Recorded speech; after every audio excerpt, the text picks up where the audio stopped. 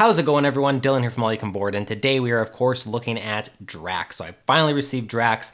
I've been playing him as much as I possibly can to get a whole bunch of playtesting and try out all the new cards. For those interested, I tend to do this at the start. My process here is I play with the pre-constructed deck a whole bunch so I can make sure I can play with all the cards, and then after that, if I notice any that are performing particularly weak, I start making adjustments or switches to see if I can make these cards play any better with some other stuff, and then only then do I do this review. So we are finally ready to review Drax. As always, I'm going to break down every single card that is new in the pack, and we're going to talk about it. I'm going to tell you what I think of that card, and at the end, I'm going to tell you what I think about Drax overall and what my experience has been so far. Keep in mind that when I do this testing, especially because of the pandemic right now, I do true solo and I do two-handed solo to get sort of the aspect of both, but I don't play multiplayer when I do these because I just cannot play right now because we're under restrictions here in Manitoba still. So without further ado, let's jump right into Drax. All right, we're going to kick things off with the hero form because the alter ego form, I think, is you need to know the hero form before you talk about the alter ego form effectively. So the hero form of Drax has 1 thwart, a 1 attack, 2 defense, and the ability is first, Drax gets +1 attack for each vengeance counter on him. So what's a vengeance counter? Well, after the villain attacks Drax, place 1 vengeance counter here to a max of 3. If you can't, draw 1 card. So the idea here is that you want Drax to be attacked, and every time he is attacked, whether he takes damage or not, whether you prevent it with something, if the attack is initiated on Drax, you will get a vengeance counter. You can get a maximum of 3, which means that based on your base attack of 1, you can have that turn into 4 if you haven't modified it in any other way. After that, every single time he takes or an attack is initiated against him, he's going to draw a card. Now, Drax has a hand size of 4, which means that it's a lower than you might have seen for a lot of other heroes, which usually it's around 5. So you're going to want that card draw. It's a good thing to find as many ways as you can to draw cards because Drax in his hero form is a little bit hindered by the size of his hand. He has 14 hit points, so they have given you a decent amount of hit points to be able to take some of these hits and still survive. But you're still going to want to prevent as much of that damage as you can, or be defending some of it to be able to mitigate that damage and take as many of them as you can. The idea here is, of course, you just want to take hits to be able to boost your attack. In my experience, once you have built up those vengeance counters, once you have achieved the level you want is by getting about 2 to 3 of them on there, Drax starts to really snowball. But he also starts very slow because of this, because he has a base attack of 1, and yet he's a hero who wants to attack. So on the very first turn especially, you're going to find yourself hindered, especially depending if you don't have any of your kit cards in your hand to boost some of this stuff. You're going to feel like you're really slow going. If you start with some of these cards that allow you to take hits, or after the villain's had a turn to be able to attack you, you're going to start building up and you're going to start dealing a lot of damage each turn. So I really, really like the hero of the form of Drax and sort of what it creates in terms of a strong strategy level. And you have to sort of protect yourself early on, but by still taking hits to be able to build him up. And then you build him up into this tank and you kind of see how long you can go before you have to switch to alter ego form. So that being said, let's talk about alter ego form and how that plays into this whole strategy. So the alter ego form is an ability that sort of counteracts everything you're doing on the hero side. I wouldn't call it a negative ability because it still has positives to it, but it is that after you change to this form, it's a forced response. You have to remove all vengeance counters from Drax, but you do get to heal 2 damage for each vengeance counter removed this way. So you do get this max of 6 heal for free without having to actually use your recovery, which trust me, comes in handy a lot, but you lose all the vengeance counters, making you have to start this whole process again. He still has obviously 14 hit points, and he has a hand size of 6. So in all the games I played, you want to try to avoid going into alter ego form as long as you can. You want to get as much done as you possibly can in hero form before you make the switch. Generally, what I would be doing is I'd be taking as many hits as I can. I'd be gaining my hit points low. I'd be doing tons of damage, and then when I really, really need to, I'm down to 3 health, 2 health, whatever the case may be. I'll make the flip. I'll get 6 healed. Sometimes I wouldn't even use the recovery. I would just take the 6 heal, and I'd flip back and do some more stuff, especially if I had cards in my hand to prevent damage or to help with defending. But you want to sort of use the alter ego form as a last resort. Now, again, you're also thinking about card draw because you only have a hand size of 4 in alter ego form or in hero form. So sometimes switching to alter ego form, you just need the cards as well. If you haven't found other ways to draw cards, you need to create a bigger hand size for yourself to be able to have more opportunities to do things and have, go get through your deck a little bit quicker to get to those cards you're waiting for. So it's a lot of balance. You have to see how long can you last in hero form before you switch, and you have to switch at the right time that you're not going to, I'd be too low on health where the 6 health isn't creating enough of a heal for you, and you're still, having to use the recovery and wasting a turn by exhausting your hero that way. So a lot of stuff to balance there. He does have a recovery of 4, so if you do have to use the recovery and you have the 3 vengeance counters on him, you're getting a heal of 10 total, which is a huge amount of his 14 health. So he has a lot of survivability. Drax can survive a lot of stuff. He's going to be able to take a lot of hits, and that's good because his entire MO, all his cards have to do with taking those hits. So I'm a huge fan of Drax's hero and alter ego form. Obviously, I'm a bigger fan of the hero form because that's where a lot of the fun happens, but I really like the dynamic, and I've had a lot of fun utilizing it and seeing how much I can power up Drax's basic attack and then just go to town on the villain and, really wear him down if I've been sort of holding him off throughout. So that's the main hero and alter ego card. Let's jump into the hero-specific cards for Drax. Okay, kicking things off with the signature ally. This is Mantis. I love this card. So this is a 2-cost card with 3 health, 2 thwart, 1 attack. You have 1 consequential damage on the thwart, but you have 2 consequential damage on the attack. The action is exhaust Mantis and deal 1 damage to her, heal 3 damage from an identity. So obviously she's not the most efficient attacker. A single attack is going to take 2 damage off of her, and if you plan to use her ability and exhaust her and take 1 damage for that, that's going to kill her off completely. She's much better utilized as a thwarter and obviously a blocker. Her ability is very good because, again, with Drax, sometimes you're trying to limit how much you have to flip to your alter ego. This gives you potentially 9 heal over 3 uses that can really prevent you from having to go to alter ego form, or at least put it off a little bit longer to get more attacks in. Again, when you build up your attack on Drax to the maximum, especially if you have one of his kit cards in, and you might have a basic attack of 5. You want to stay in that form as long as possible because as soon as you flip, it's going to go right back down again. The more you can be dishing out those attacks, the quicker you're going to get through the villain or deal with the minions. So Mantis helps you do that. She's been key in any game I've been able to get her out in helping me stay in hero form a little bit longer, and that's why I've just loved using her. Generally, what I've been doing is I do 2 of her heals, so that's 6 heals to Drax, almost as if I had 3 vengeance counters and flipped, and then on the last one, I'm also taking a block. But again, you don't even have to, with Drax, think about with allies blocking as much because you want Drax to take some of those hits. So whereas with other heroes, you're using your allies to be chump blockers and to save you so you don't have to be defending and whatnot. With Drax, a lot of the time, you just want to take hits. So Mantis lets you take hits and then heal 3 damage right on the next turn. So I used her less as a blocker and more as a way to heal Drax back up. But that being said, she's still there in case you're going to take a massive hit and you just don't even want to take the damage with Drax. So I'm a huge fan of Mantis. I've used her a lot and I really, really like the signature ally.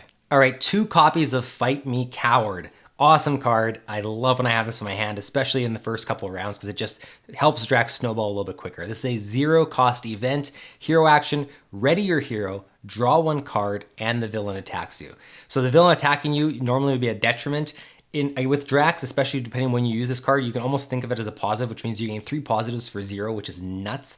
Again, sometimes the villain attacking you might not turn out the way you want it to, but in general with Drax you have ways to sort of be prepared for that, or if you're using this you're probably prepared for it already. There's 2 copies of this. If you get this in your opening hand, it's key in my experience because again, part of the problem with Drax is that he can take a long time, not a long time, but too long in some situations, especially playing solo, to build up to his potential.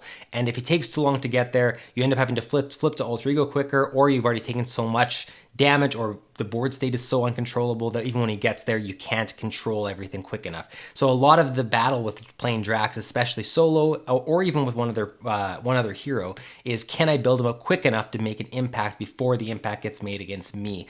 Fight Me Coward, if you start the game with one of these in your hand, you're already going to be at 2 vengeance counters on the villain's first turn. If you're lucky enough to get 2 of these, you can be at max vengeance counters on your second turn of the game, which is a huge, huge deal and a huge swing. Plus you're drawing cards, and again, the more you can draw cards, the more you can do, and you're basically, because this is a 0 cost, you're gaining a resource for this card. I mean, you're paying the card itself, so you basically traded it for another one, but you're getting the bonuses still on here. So no matter how you shake it, you've ended up in a better situation. I love this card. It is one of the best cards, in my opinion, in his deck, and one of the key cards. Again, in my opinion, when you start the game with this, you're going to have a way, way better experience. All right, Intimidation. This is another great card. This is a 1-cost event, hero action thwart, remove X threat from a scheme where X is equal to your attack. So again, everything you're doing with Drax is trying to build up his attack. If you're able to get him to his 4 or 5 attack, this is 1 remove 4 threat, remove 5 threat, which is unbelievable, especially if you're not playing for a non-justice hero, when you're playing protection, when you're playing aggression, or whatever the case may be. It is a huge deal. Another reason I love this card is because when I've played Drax so far, I never want to thwart. I can, but it's never something you want to do with Drax. His whole MO is just attack the villain, attack the villain. You might ignore minions sometimes if they don't have guard and just get the villain down as quick as you can. That's thematically what Drax wants to do, and that's a lot of what I had to try to do to just sort of run him down before the board state got too out of control, because my entire thing is I can deal a lot of damage reliably each turn. Because I'm not thwarting a lot, Intimidation allows me to still manage the main scheme, or if there's any nasty side schemes out, while still being able to do what I want. I can build up my attack and have it benefit by removing thwart, by removing threat, and still be able to get my attack off and focus on what I want to do. That's why Intimidation has been so key to me, that every time I've had this in my hand, the only way I'm not using it is if the scheme's already under control or I haven't built up my attack a lot. Otherwise, I'm always using this as a way to keep that under control so I can keep doing what I want to do with Drax. Awesome card. All right, Knife Leap. This is up there for my favorite card in this pack. It's very close, but Knife Leap has been a card that has actually won me 2 of the games that I played in the playtesting. So this is a 3-cost event base, but you get to reduce the cost to play this card by 1 for each Vengeance counter on Drax, which means the highest potential is it's a free card, and obviously it can cost 2 and 1 as well. Hero Interrupt. When you make a basic attack, it gets +5 to that attack, and gains Overkill and gains Piercing. In my experience, this is a wildly good card. I mean, again, there have been a couple instances where when it's been in my hand, I've had to choose to play it for 3 or not use it. It just came up at an inopportune moment. But there have been, like I said, 2 games where this won me the game because I already had his kit card out. I already had 3 Vengeance counters on. So I had a 5 base attack with Drax. That this was a free card that made me have a 10 base attack. That is ridiculous, especially if you're playing true solo. I mean, some of these villain forms only have 15 or 16 health. That's almost a one-shot kill off 1 attack with Drax. And there's other cards that can help ready him again. And you know, you can potentially kill an entire form of villain just on base attacks because of having this and a single other card in your hand. This is a phenomenal card, and it just feels great. If you've seen some of my other videos, my 2 favorite aspects are protection and aggression. This feels very much like an aggression attack card, but in a deck or with a hero that wants to play protection, I would say as one of the most favorable. Aggression, he would obviously still be good in, but it just allows me to play protection with a bit of an aggression playstyle, and that's what I love about Drax in general, and that's what I love about this card. I can't say enough good things about this card. Again, it's possible it comes up at an inopportune time, but generally this is going to be a card that just sort of swings the game, wins you the game, or just creates this huge momentum shift, which is something Drax really wants. All right, next up we have 2 copies of Parry. This is a Hero Interrupt defense. When you would take any amount of damage, prevent X of that damage, or X is equal to double your attack. Now, the reason this is so good in Drax is because, again, you are going to be taking hits. So whenever you can mitigate that damage or eliminate that damage, the attack still counts as adding a Vengeance counter to you, but you didn't have to take the damage from it. It allows you more longevity, allows you to stay in hero form longer, but it boosts everything you're trying to do. Parry allows you to reliably cancel a lot of the damage you're taking as long as you have even a single Vengeance counter on them. As soon as you have a single Vengeance counter, this is 0, prevent 4 damage. For a lot of villains, especially, you know, if you're on stage 1, even stage 2, that could prevent the entire attack, and you've done it for free from only having to take 1 attack previously to get there. And again, sometimes you're gonna have 2 or 3 Vengeance counters. Suddenly, if you have 3 Vengeance counters, you can prevent an 8 damage for 0. It's very nuts, and it's very reliable. I rarely had this in my hand. There has been times, but I've rarely had this in my hand and been like, oh, that's useless, I can't play it. Even preventing the 2 damage off of your base 1 attack sometimes gets you off the hook, or sometimes is enough to mitigate some of that damage to be able to keep you in the game in hero form. So I really like Parry. It's not necessarily the flashiest card, but man, will it get you to jams and really allow Drax to keep doing what he wants to do without having to flip to alter ego too early. All right, another 2-copy card here. This is Payback. It's also 0 cost. I really like this card. All of Drax's hero cards are pretty darn good.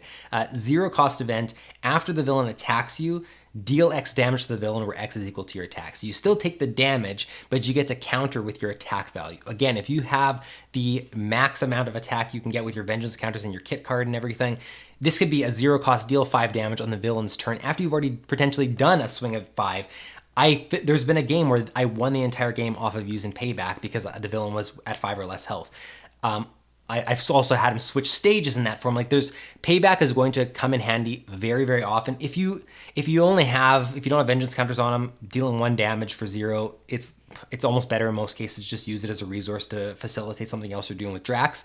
That being said, often enough, you're able to get some really, really good value out of this as long as you've boosted your attack with vengeance counters, your kit card, and everything. This can end up being a huge game turner and allow you to. There's been situations where I've gotten the villain low, but wasn't quite able to kill him, and then all of a sudden Payback is the card that either gets me the kill or gets him low enough that on my next turn I know I can finish him off. Again, a really, really good card with Payback. It fits in so well to everything Drax is doing, and I think that's what I love so much about Drax's cards is they all connect with what his overall goal is and his theme is, and they all work so well in what they're supposed to be doing that I just love his hero cards. They thematically work good. In practice they work good. Payback is just another one that I really, really like. All right, we have Drax's Knife, in my opinion, his most important kit card, even though it's not overly special in the ability. We've seen this on other heroes. It's very cheap. It's 1 cost upgrade. It's restricted, max 2 restricted cards per player. While in hero form, Drax gets +1 attack. In Drax specifically, that is such a big deal because it like with Payback, like with Parry, and so many of the cards that are allowing him to boost his attack. Having +1 attack on Drax is a huge deal. It facilitates a lot of stuff. Plus, the more damage you're doing with his basic attack, the quicker you're going to win the game. A lot of what Drax is doing involves his basic attack. You want to boost that, and if you're playing protection where you might not have as many ways to boost your attack, this is a key one, and it's cheap. Anytime I've started the game with this in my hand, I've had a way more successful game. If you have Fight Me Coward and Drax's Knife in your starting hand, that is probably one of the best combinations you can start a game with Drax with, in my opinion, because you're going to boost your attack from the Vengeance counter. You're going to boost your attack from this. You're going to start the game with +3 attack, +2 attack for a total of 3 attack, and then after the villain's turn, it's going to boost again because he'll have attacked you again likely. So that's one of the best starts you can have. I always play Drax's Knife when I have it. It's never a card I use as a resource unless I'm like at the end of the game and I don't need it, which hasn't happened. So great kit card, and I think it facilitates everything he's trying to do. Even though again, like it's not flashy. We've seen this before. You just boost the attack by one. Like it's nothing new, but it's very, very key in Drax. Next up is Drax's other knife. Still good, not quite as good in my opinion, but it's still a very, very good card, and it also really plays into what Drax is wanting to do with taking hits. So this is also 1 cost upgrade. It's also restricted. While in hero form, Drax gains Retaliate 1. Again, you're just doing 1 damage on each retaliate, but you're taking a lot of attacks with Drax. That's the whole idea. You want to take attacks. Every single time, if you're being able to retaliate 1, that's going to add up, especially if you start the game with this in play.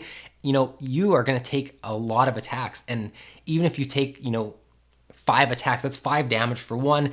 If you're playing solo, that can make all the difference between switching forms. That can make all the difference between getting the kill. Getting this out early is a huge deal. I'm a bigger fan of Drax's Knife just because of my playstyle, but I think that, if you've built your deck properly and you're taking all the attacks you should and being able to mitigate the damage and heal back up, this can end up giving you over time, this can create more damage that you've dealt than Drax's Knife because you're taking probably more attacks than you're dealing attacks. So very, very good card. His other knife, if you can get them both out early, you're pretty much set up for a successful game, in my opinion. So very, very good card. Just for me personally, I prefer Drax's Knife to Drax's other knife just a little tiny bit. All right, next up we have, I don't even know if I'm gonna pronounce this right, but this is a Dwi Theet Mastery. Another 1 cost upgrade, and again, it is phenomenal, I think. 1 cost upgrade, after Drax makes a basic attack, draw a card. So I mentioned that one of Drax's biggest detriments is that he only has a 4-card hand. Even though he's so powerful with his basic attacks, you're not always drawing into the cards you need, and it's taking a long time to get them because you're going through your deck, a lot slower than some heroes do. Drawing 1 card every time you make a basic attack, I would say most turns in Marvel Champions with Drax, you're going to do a basic attack at least once. Rarely did I not do one. Like, that's so much about what his game plan is and what he wants to do that you can almost look at this as once this is out, your hand size becomes 5 instead of 4. You can always rely on that extra card being there. And in some cases, there's ways that you can ready Drax again, like with Fight Me Coward, that you might be able to draw 2 cards in a turn, and suddenly it looks like you have a hand size of 6 on your hero side. So getting this out early when you're doing a lot of attacks and wanting to stay in hero form is a huge deal. I mean, all these kit cards for Drax are just so key to what he's doing that if you're lucky enough to get Drax's knife, Drax's other knife, Dwi Theet Mastery early on in the game, I mean, you are set up to be able to play Drax to like the absolute perfection in terms of how he wants to be played. Like that is exactly what you want. That's going to facilitate everything you want to do, and you're going to have such a successful game with Drax. I haven't lost a game where I've had at least 2 or 3 of these out, I don't think, in any of the ones I played so far. In fact, most of the ones, I think I lost 2 out of the games I played, one of them very close on the last turn, and in both of them, I struggled to get these out or didn't get any out. So I think that these have a big impact on how well your game goes, at least when you're playing solo, and Dwi Theet Mastery is a huge one for that. All right, last card is Too Stubborn to Die. Last card for the hero cards, I should say. This is a 2-cost upgrade.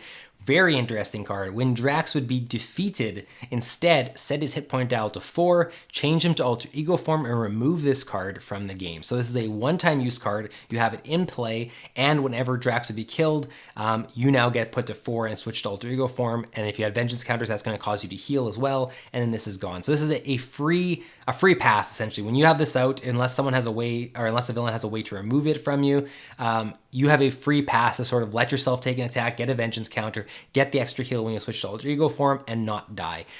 If you're at the max of 3 vengeance counters, because you get set to 4, you know you're going to heal 6 as well. That's going to put you to 10 health. You're set right back up to be able to jump right back in and, you know, recover and potentially still win the game. Really key card, maybe not early on, but again, the earlier you get this out, the safer you feel, because you're like, hey, I don't care if I die, I'll still be fine. I'll get switched to alter ego. I'll get the heal. It's just a free pass. There's been games where it's really tight. I have the villain really close to the end, but I'm also low in health, and I get this out, and I just feel so much relief because now I know that, hey, even if something goes awry and I draw a really bad encounter card and I wasn't expecting, they get an extra attack or something, kill me, I'm still good because I'm too stubborn to die. So very good card. Again, it just really depends how low you are, how much use you're going to get out of it, and as long as they don't have something that causes your upgrade to get discarded. All right, moving on to the protection cards. We've got a couple allies to get through. The first one is Martyr. This is a 4-cost ally, expensive ally, 3 health, 1 thwart, 2 attack, a consequential damage on each of those. Response: after Martyr takes consequential damage from performing an attack specifically, if that attack defeated an enemy, give her a tough status card. I had a lot of success with Martyr. I didn't, at first glance, I was like, 4-cost allies, not always reliable to get out. I don't know how often I'm going to want to play her. How much am I going to get that tough status card? This was actually it's interesting because the problem with allies in Drax is that often you don't want them to take the attack for you because you're looking to increase your vengeance counters on Drax, or if you're at max, to draw cards off of it.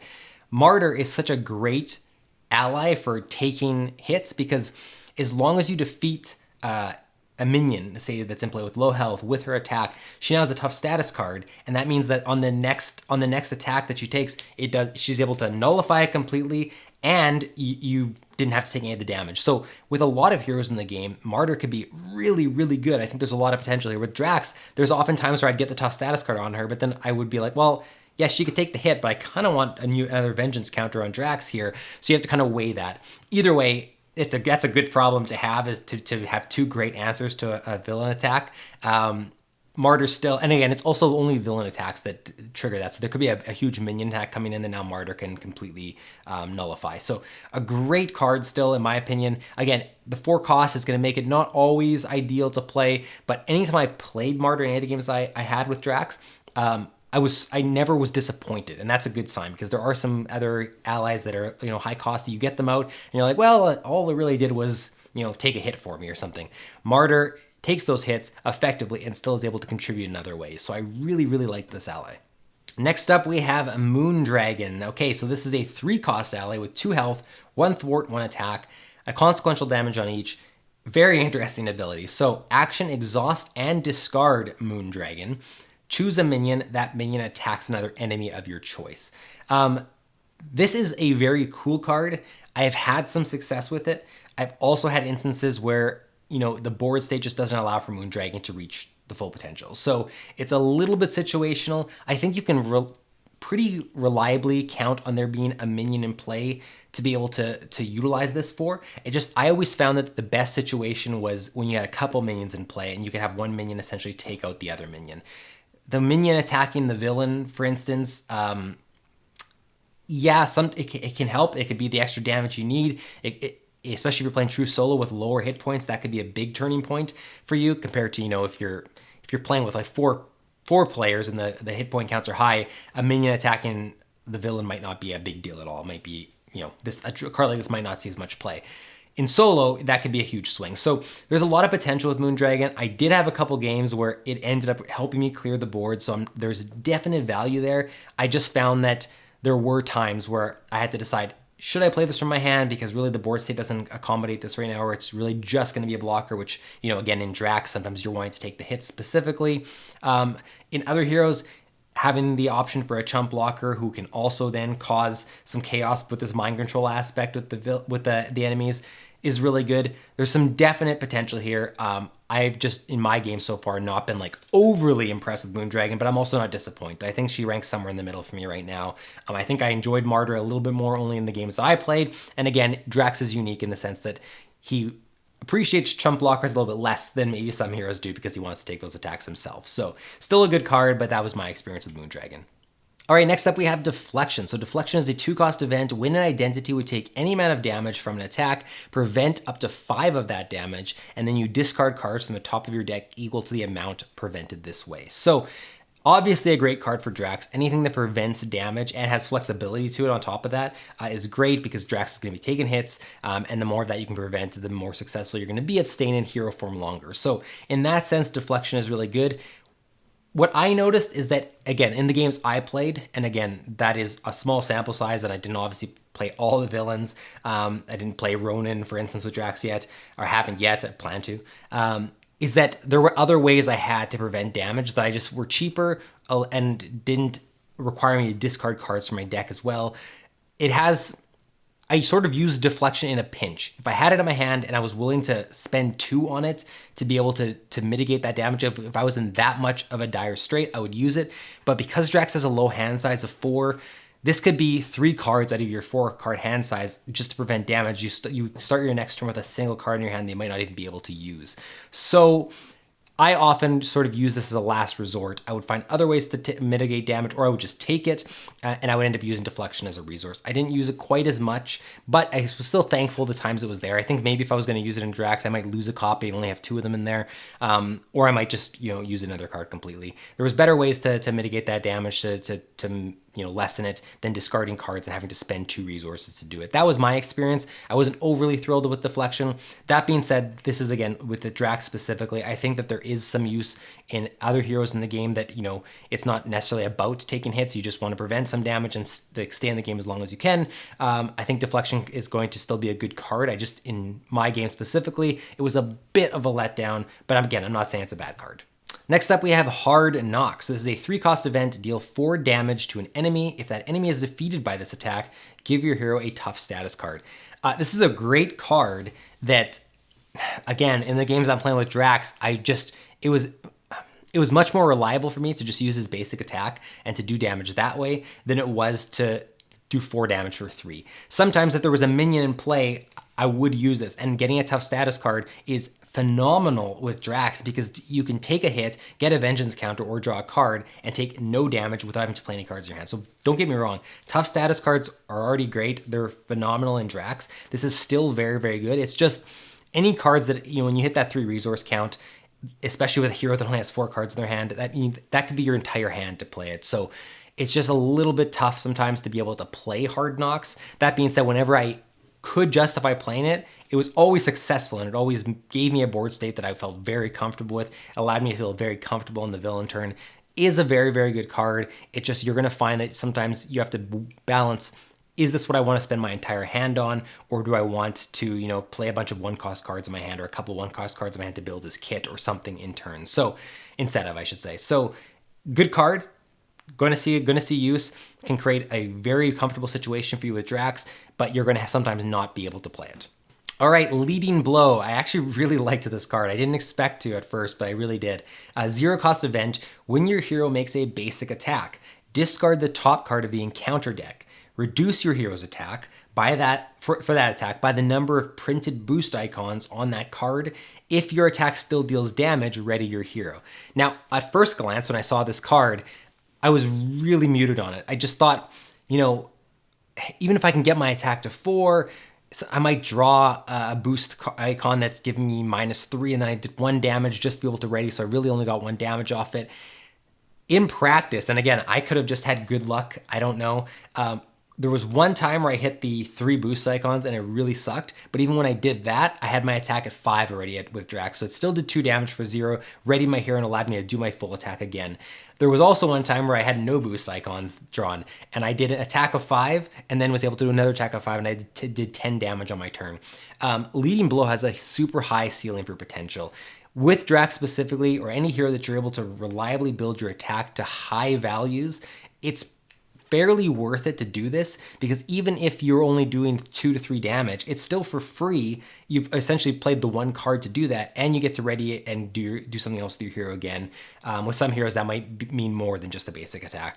I really like Leading Blow from a design perspective. I really liked it in practice with what I was able to accomplish with Drax. I think it works well with Drax specifically, but again, it is one of those cards that is also, it has the RNG factor, it has the luck based on it. You're gonna have some situations where you play 3 games in a row and Leading Blow screws you over every time, and you're gonna wanna toss that thing into the garbage because it's really letting you down. It's the same thing with cards like Hulk and everything. There's the potential for it to just really be bad, and you to feel like you've done nothing to cause it to be a bad card. It's just really failing you. I haven't had that yet, so I haven't become jaded with Leading Blow. To me, it's been a lot of success. I just think you just want to make sure you're using it when you've at least hit that 4 attack with Drax, especially if you've hit 5. You're going to feel a little more comfortable using it. And the last one for the protection cards, the new ones, is Subdue. So this is a 1-cost event. When an enemy initiates an attack, that enemy gets -3 for that attack. Not a lot to say here. All I'll say is that I found this to be much more reliable than Deflection. And the reason is I didn't have to discard cards. Yes, you can't prevent as much damage, but the -3 to the attack was usually enough that even if I still took a damage or 2, I was fine with that. With Drax's 14 hit points, and it's not about necessarily taking no damage with Drax, it's just being able to take an attack and at least mitigate some of it. For me, I was using Subdue a lot more, and with the 1 cost, I felt okay, even if I was at the 4-card hand size. Even left with 2 cards in my hand, sometimes that will at least let me play a card on the next turn. So I really liked Subdue. I'm not going to say a whole lot more about it. It was reliable to me. It allows Drax to stay in the game a little bit longer in hero form, and I had a lot of success with that, helping me do things I wanted to do with Drax before I had to flip back. All right, there's only one new basic card to talk about in this entire pack, but it is an ally, and it is another member of the Guardians of the Galaxy. So that is exciting. This is Gamora. She's showing up everywhere. 3-cost ally, 3 health, 1 thwart, 2 attack, 1 consequential damage on each one. Again, you can only play this if you have the Guardian trait, which has been what we've been seeing with all the Guardian basic allies. Hero response after Gamora attacks or thwarts. Discard cards from the top of your deck until you discard an event, then add that card to your hand. I love Gamora. It's not overly flashy, but if it's every time she attacks or thwarts. And because with Drax specifically, again, you don't always need your allies to take hits for you because you want Drax to be taking some of those hits. There was a time where I was able to use every single I used an attack or thwart 3 times with Gamora, and that was all she did. She never blocked for me. So I did 3 draws, which means that at the end of Gamora's use, I was able to do like 4 damage, 1 thwart, and draw 3 cards for a 3 cost. That's a phenomenal value for getting the full use out of Gamora. Even if you did let her block on her last hit or whatever, doing 4 damage for 3 and drawing 2 cards and taking a block for you, I mean, the value is phenomenal on Gamora. I think this is a really good card. I don't know if it's my favorite of the basic Guardian allies. I'd have to think of them all again and look at them all and maybe play with them all in the same deck. But every single time I got Gamora out, it ended up benefiting me. I was drawing events very frequently in this deck with Drax. It was always letting me cycle through my cards a little bit quicker since Drax doesn't with his 4-card hand size.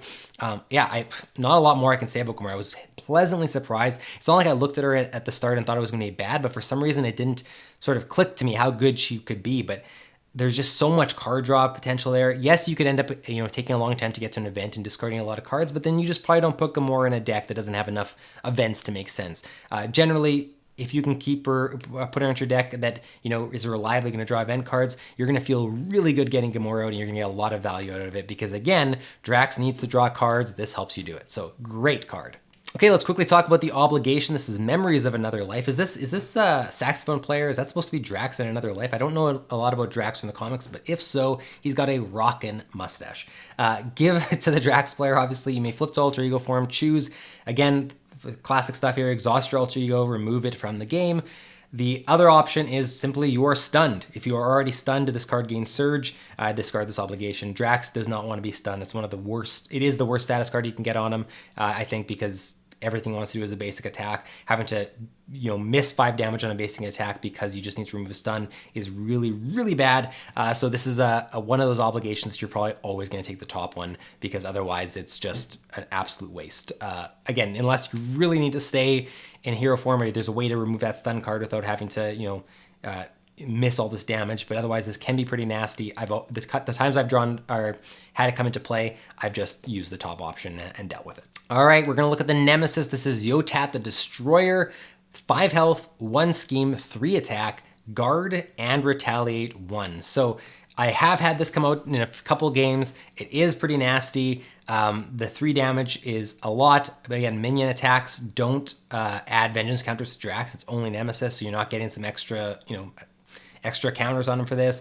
He has guard, which means you can no longer attack the villain, which is something Drax specifically wants to do. His whole MO is just tearing down the villain. This slows him down because of that. The retaliate 1 means you wanted to try to kill him in a single hit, otherwise you're taking some extra damage.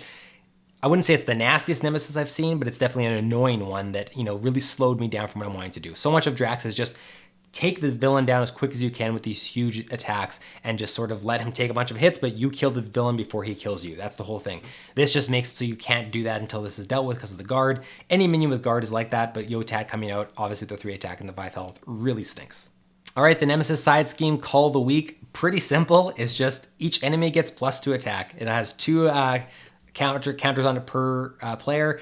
Each enemy getting +2 attack sucks. Drax wants to mitigate damage. The villain getting this is where it hurts the most, but if there's a bunch of minions in play, suddenly Drax is going to end up having to flip to alter ego form quicker. Again, a lot of these cards that are detrimental to Drax involve him not being able to do what he needs to do or having to go to alter ego quicker, which is everything you don't want to be happening. So it's simple, but man, is it effective against you. Having this out, you end up having no choice but to deal with it quickly. But with Drax not being the best or the easiest person to deal with threat, you have to hope you have Intimidation in your hand to be able to be very reliably dealing with this. Otherwise, you might actually struggle to get rid of this. So Cull the Weak is a nasty side scheme for Drax. Next up, we have Challenge Accepted. This is an attachment that gives +2 attack to whoever it's attached to. It has Surge, so you're going to surge into something else. Also attached to the enemy with the highest attack already. Forced response after Drax deals 4 more damage to the attached enemy with a single attack. Only then do you get to discard this card. I will say that I have had this out a couple times, and reliably I can do 4 damage in a single attack with Drax, so sometimes this only stays in play for a single turn, and then I get rid of it. That's why they attach Surge to it. It's nasty. It can be nasty, but in case it's not going to be, you're also surging into something else. So because of the Surge, it still ends up being a headache having this card in play, but there was many times where this came into play and I was able to get rid of it with a single attack before the +2 attack even came into play, but of course the Surge still did. So not the worst attachment. I was able to deal with it pretty reliably, but if it stays in play, even 1 turn extra, suddenly this is going to be a bit of a pain. Or if you haven't built Drax up enough with his vengeance counters and everything, this could end up being in play for a few turns. So can be bad, but in my experience wasn't too bad. And finally, we have 2 copies of I Will Destroy You. This is a treachery card, obviously. When revealed, if you're in alter ego form, this card gains Surge. When revealed when you're in hero form, Yotat the Destroyer attacks you with +1 attack. If no attack was made this way, the villain attacks you. So interesting, because if Yotat's in play, this obviously sucks. He's going to attack you for 4 base. That's not good. If the villain attacks you, might not actually be the worst thing in the world, depending on what the situation on the board is. Now, Shadows of the Past always creates a situation that's probably not ideal for you. You might be in a jam right now. If you're not, though, getting an extra villain attack might not be the worst thing. So it's an interesting card in the sense that sometimes you could end up in a situation where, because Yotat's not in play, you're like, this actually worked out. I got an extra vengeance counter, I got an extra card draw, I'm set up better on my turn. However, this could also end up being the thing where you just survived the villain's attack barely, and now you die because of this. So it's a double-edged sword. It could be bad, it could also be not that bad for you. All right, let's finish things off with the brand new cards that were added in that are not part of Drax's deck, but you can use as player cards for any hero. The first one is a leadership card. You get 3 copies of Regroup. very good card, I think. 1 cost support, so it stays in play. Interrupt, when an ally is defeated by an enemy attack, return it to its owner's hand instead of discarding it. When the round ends, discard this card as the forced interrupt. So what's interesting here is that you can't just leave this in play as much as you want and then just use it at an opportune time.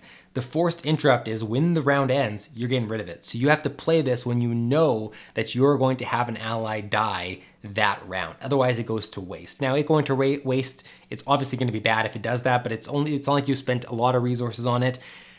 You want to hit on it though. Like, you have to play this at a time where it's going to make sense. Now, one of the best times you could use this, in my opinion, is obviously with Nick Fury. So if you have Nick Fury in play, he's going to be discarded at the end of the round. If he doesn't, if he doesn't die before that. So what you do with Nick Fury a lot of the time is you just play him, you draw 3 cards with him, or you do any of his other abilities, and then you take a hit, he blocks for you, and he dies anyways. Regroup allows you to have that block happen, get Nick Fury back, and play Nick Fury again on your next turn. That could be a total of 6 card draw and 2 blockers. Like, there is a lot you can do with Regroup and Nick Fury. It's not the best combo in the game with Nick Fury, but it is really good. I think in general, there's a lot you can do with Regroup, with playing it timely and getting an ally back that is very powerful that you were going to lose, and being able to immediately play that ally again.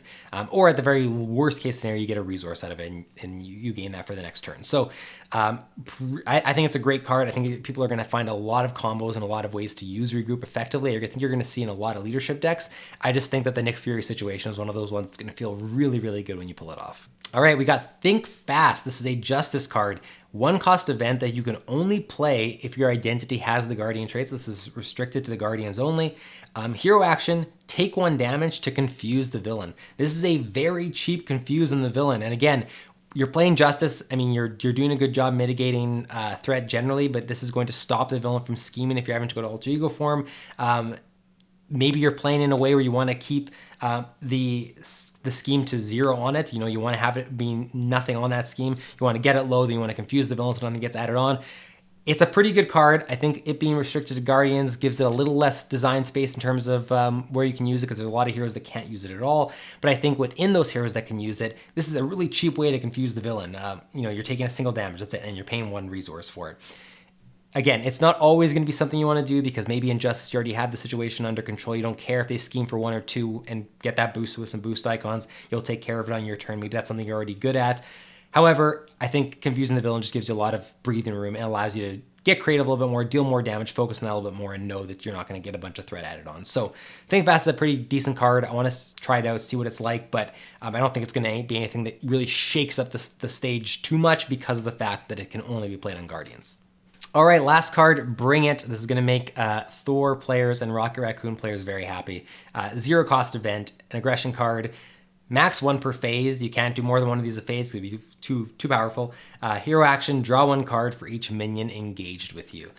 If you're playing Thor, if you're playing Rocket Raccoon, your entire thing is having minions engage with you. You want there to be minions engage with you. If you're drawing 1 card for each one of those for 0, this is suddenly a key card in creating a world where Thor is, a stronger hero. He's not a weak hero. I think that sometimes he gets a little bit more flack than he deserves, but I think he's situational. He's not good in every situation. This makes it so that in the situations where he's good at, he's now great at, because drawing a lot of cards because you have a bunch of minions engaged with you is going to help facilitate a lot of what you're wanting to try to do. I really like that they're introducing cards like this to help some heroes that are already in the game. I'm really interested to try it out in Thor and Rocket Raccoon. I'm going to be doing that right away, just to insert that into some aggression decks and see what I can do with it. I really like that they added this card to the game. All right, so what do I think of Drax? So I really like Drax. Now, I'm a little bit biased because protection is one of my favorite aspects, and protection is probably the aspect that I think Drax is likely the most effective in. He's also probably effective in aggression, but I think that protection allows him to play in the style that he was, meant to be played in a little bit. So I really like him for that reason. It's an aspect I enjoy playing already, and he really thrives in that aspect. The one thing I will note, though, is that he is slow to get going. In almost every single game I played, there's this battle at the beginning, especially when you're playing solo, where can I build him up fast enough to be viable to win this game, or am I just going to be so far behind because of how long he's taking to build up? The games where you start and are able to, you know, have a Fight Me Coward in your hand that gets the attack on you, and then the villain attacks you, and you already have 2 vengeance counters, or even potentially 3 vengeance counters on your first turn, you have way more success because right off the bat, he's at least doing minimum of 4 damage on every base attack. Again, a lot of these villains in their first stage, second stage have 15 or 16 health if you're playing solo. That means, you know, you're potentially taking off a quarter or more of their health with every single attack, especially if you build it up to 5. The games where you're able to build that up early on, get his kit out early on, you're going to have such success with Drax. You're going to feel like, man, is this guy just tearing down these villains? You're going to ignore minions sometimes because you're just doing such a good job. You can outpace the damage you're taking with the damage you're dealing. That's not always going to be the case. There's a lot of games where I'm looking at going, like, I cannot get this game going because if you don't draw the cards you need, you only have a 4-card hand size. So the only way to effectively get to the cards you need is to go back to Alter Ego. You're losing your vengeance counters. You're trying to wait for these cards and then build it back up, and the game's getting a little out of control before that. In multiplayer or in, you know, a solo where you're playing 2 or 3 heroes, you have other heroes to mitigate some of this of what's going on. Protect Drax a little bit, make sure to help him out, allow him to build up to his full potential, and then have him be the damage dealer that's dealing with the villain while everyone else is maybe focusing on the minions or the threat on the scheme. So I think he functions really well in an environment where people can help him out, but I think that there is that aspect of, can he get to where you want him to get? He's not going to be effective right off the gate. Even if you start off with a perfect hand, you still have to build him up for at least the next turn, that he's not going to sometimes feel like you're doing a lot right away. Don't let that, you know, get you down. Drax starts off slow, but man, if you get him going, he can be a powerhouse. The games where I was able to get him to his max 5 attack, you know, based on his knife card and the 3 vengeance counters, were phenomenal. That when you get one of those and you get Knife Leap in your hand and you're doing 10 damage on a single basic attack with Overkill and Piercing, and then potentially being able to, you know, ready him again with Fight Me Coward and different, like, you can end up killing a villain form easily, like handedly, on a single turn, and that feels so good with Drax. It combines the 2 aspects I love so much with protection and aggression. He sometimes feels like it's a complete mishmash of both of those. And again, because those are my 2 favorite aspects, it shoots Drax to the top of my list of heroes I enjoy playing, because it's everything I love about Marvel Champions. Those are the ones I prefer. That's the style I prefer to play, and he just fits the mold. So for me personally, Drax ends up being a hero that I love playing. He's probably gonna be one of my favorite heroes to play in terms of fun level. Where that's going to rank him in terms of power level, I don't know yet. It's hard to rank heroes this early. I think that, like, I don't necessarily think he's going to hit the power level of heroes that are generally placed at the top, like you know, Doctor Strange and Quicksilver and even Captain America. But I don't think he's going to be at the bottom either. I mean, again, it's early to say. I think that he has a lot of potential in terms of the value for the pack that you're buying. There are some duplicate cards in here. You're only getting a single new basic card with the Gamora Ally, but that is a very good card. You're getting 2 protection allies. You're getting a basic ally. So if you're a fan of allies and adding those in, you're getting a bunch of options there. The protection cards you get are good. Beyond Drax, I think that, like, they're not necessary, but they're good enough that I think you're going to still be happy to add them to your repertoire of cards you're able to build decks with. In terms of the additional cards that are added in, if you're a Thor player, Rocket Raccoon player, even just for Bring It Alone, at least then you have some more options to play those heroes with. That's a good card. I think for Regroup specifically, for leadership players, it's a really good card to add in. It's going to give you a lot of stuff you can do. So I think there's definite reasons to get Drax, even if you're not a huge fan of the hero itself. You're just looking at the cards that are in the pack.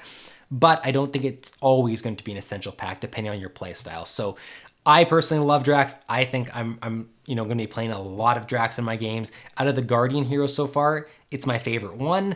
Only, again, because I'm a little bit biased with these aspects. I think Gamora is pretty close as well. And they've all, honestly, they've all been good. I think Star-Lord is really fun to play from a risk aspect. I think Rocket Raccoon is a ton of fun to play because he has a unique build. Groot's probably my least favorite to play so far over a long period of time. He started off being one of my higher up ones, but he sort of wears thin. I think with the counter aspect, I have a lot more fun playing with Drax's counters than I do with Groot. So I think he's a great hero. I think you should check him out if you haven't already got him. Thanks so much for watching. I really appreciate everyone's support on these videos. I'm having a lot of fun making them. Drax is, again, not the last you're going to be seeing in Marvel Champions content. We have Venom coming in next month. And then, of course, we have the big Thanos box. And I'm sure we're going to have more packs announced before that, too. So keep an eye out for more Marvel Champions content. If you haven't already, subscribe to the channel. we appreciate it so much. It's honestly the best way to support us right now as we continue to grow, and we would love to have you be a part of the community. Leave us a comment, leave us a like. We always like interacting with you guys. Thanks so much for watching. We'll see you next time.